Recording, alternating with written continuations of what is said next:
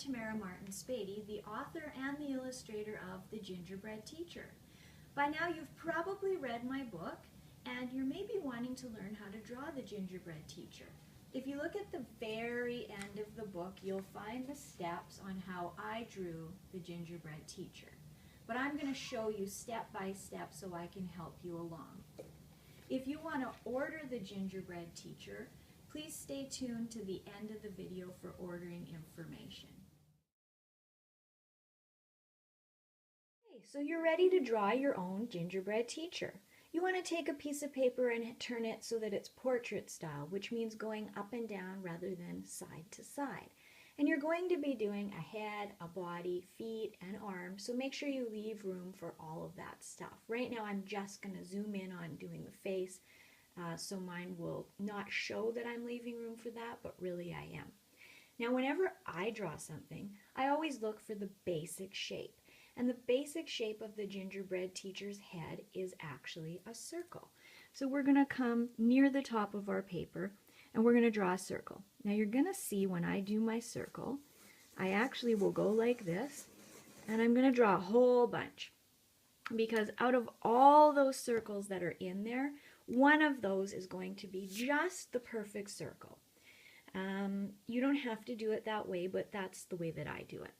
Now the Gingerbread Teacher's face isn't actually a circle. Actually, she has cute puffy cheeks. So the next step is called puffing out the cheeks. And we're going to come to one side and we're just going to add this little extra bit onto her cheek. Just about like this. And then we're going to come to the other side and we're going to really do the same thing over here, trying to get it as even with the other one as we can. Now again, I'm doing a million lines because I can just erase the ones that don't work out. And out of all those, I'm going to get a really good one. So there is her head. Now, right now, it's a little bit of a scribbly mess, so I want to get rid of some of those extra lines. So I'm just going to take my eraser. For now, I'm just going to erase these lines in here, and these lines in here. And I'm just going to get rid of some of this. At the very end, we can get rid of all the extra stuff we don't want. But for now, we're just going to get rid of some of it to make it easier to see what we're doing. Okay, so that is actually the shape of the Gingerbread Teacher's head. Now, her eyes are two ovals, and you're going to see that they're sort of tilted in towards each other like this. The tendency for people to put eyes when they draw is that they sort of want to put them near the top like that, but actually they're down low. They're sort of near the middle of the head. That gives a much cuter look. So we're going to do one oval right there, and then we're going to come over here and we're going to do another oval. Try to get them as close to the same size as you can.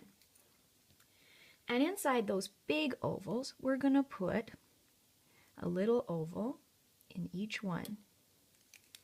And that is going to be the shine in her eyes. If you have somebody around you and you take a look at their eyes, you're going to see a little white circle shining off their eyes. That's the reflection of the light, and that's what the shines are.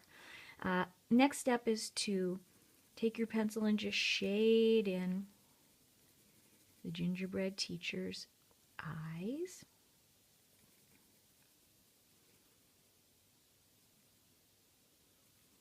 Like that.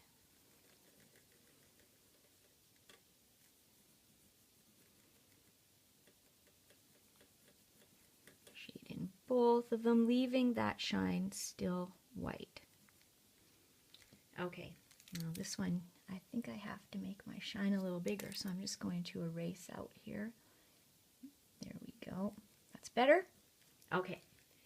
And the Gingerbread Teacher has 3 eyelashes, so let's go 1, 2, 3. 1, 2, 3. You can see the top one is longer than the rest. Okay. Now her mouth is just a curved line, and if you put it pretty close to the eyes, it looks really cute like that. Okay, and then we're ready for her cheeks. Her cheeks are just 2 ovals, sort of tilted again. We're going to put one here, again, I'm going to do these scribbly lines the whole time because that's just the way that it works the best for me. Okay, there we go. Now we're ready for her hair. Her hair was made of cotton candy, and it's actually just 6 ovals put together to make it look like hair. The top oval is the biggest one, and it's not right in the middle. It's sort of off to one side, so it looks like her hair is parted on the side. So we're going to come here, and we're going to do a pretty good big oval right there. Then we're going to do one more here, and one more about there. Depending on how big you do the ovals will be how long her hair turns out. Then we're going to come to this side, and we're going to do another oval there, and another oval right here, and one right there, so that we've got 6.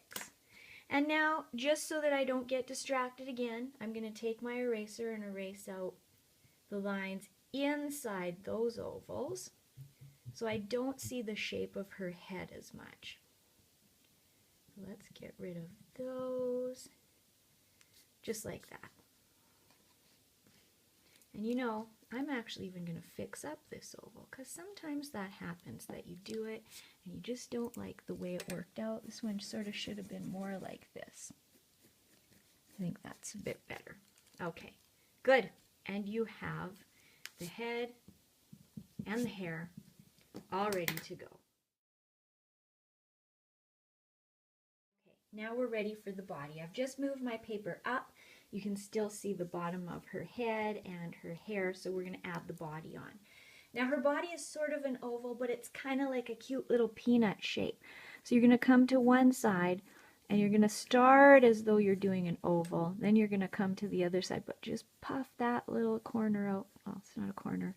That little side out like this, and go like that. And then you get her cute little body. Okay, then we're going to add the arms, which are super easy because they are also ovals. You can see I used a lot of ovals when I made my gingerbread teacher. So come to one side and do one oval arm here, and come to the other side and do another oval arm right there. And we're going to get rid of this line inside. So let's just quickly erase that. Okay, we've got the arms, the body, and we're ready for the legs. The legs are going to be easy also. We're going to come here, and in this pose she's sort of walking. So we're going to do 2 lines right there, and then we're going to come up inside here over top of this, and we're going to do 2 more lines right there. Okay, and then we just have to add a couple of ovals down onto the bottom of those feet. So we're going to do one like this, and we're going to do one like that. Okay, she has 2 buttons, so we're going to go and do one circle right there, and one circle right there. And there you basically have your gingerbread teacher. There she is. Let's just zoom out a little bit so you can see all of her. There we go. The only part you have to do next is to draw in any of the details that you want. I outlined everything in a felt marker, a black Sharpie. I used a pretty fine tip, one that was sort of about like this, and the tip looked like that, but you could use whatever you want, and I painted mine with watercolor, but you can color it in with whatever you're interested in using. One of the things that I did do when I designed my gingerbread teacher is I gave her a lot of doodly details. Like I went into the hair and I just drew some lines like this, and then I did dots, and I did that kind of thing. I just wanted her to have sort of her own special look.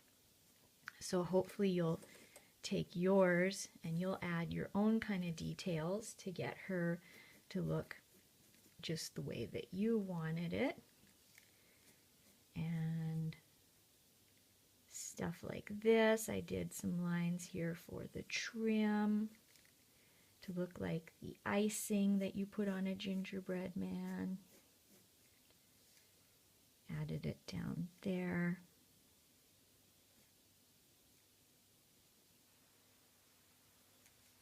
Over here and all around. But you are the artist today, so you can add whatever kind of details you want to add to your gingerbread teacher.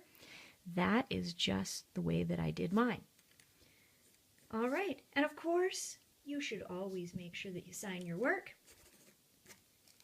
And there you have it.